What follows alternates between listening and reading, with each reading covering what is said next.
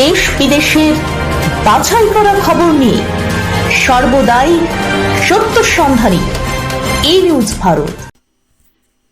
নমস্কার, ই নিউজ ভারতে আপনাদের সকলকে স্বাগত। শুরু করছি ওয়েদার আপডেট। আলিপুর আবহাওয়া দপ্তর সূত্রে জানা গিয়েছে, আগামী অন্তত 7 দিন দক্ষিণবঙ্গের জেলাগুলিতে সর্বনিম্ন তাপমাত্রার বড় কোনো পরিবর্তনের সম্ভাবনা নেই। শীতের বর্তমান আমেজই বজায় থাকবে, তবে আগামী কয়েকদিন দক্ষিণবঙ্গের একাধিক জেলায় ভোর এবং সকালের দিকে কুয়াশার দাপট বজায় থাকবে। বেলা বাড়ার সঙ্গে সঙ্গে কুয়াশা কেটে যাওয়ার সম্ভাবনা রয়েছে। আলিপুর আবহাওয়া দপ্তর সূত্রে আরও জানানো হয়েছে, আগামী কয়েকদিন মহানগরীতেও রাতের তাপমাত্রার বিশেষ একটা হেরফের হবে না, ফলে কলকাতায় শীতের আমেজই বজায় থাকবে।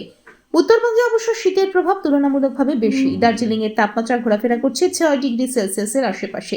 আপাতত বড় দিনের আগে আবহাওয়ার উল্লেখযোগ্য পরিবর্তনের সম্ভাবনা কম দক্ষিণবঙ্গে। রাজ্য জুড়ে বর্তমানে শীতের আমেজই বজায় থাকবে, তবে আশা করা হচ্ছে বড়দিনের পর তাপমাত্রার পারদ আরও নামবে, তখনই মিলতে পারে জাঁকিয়ে শীতের স্বাদ।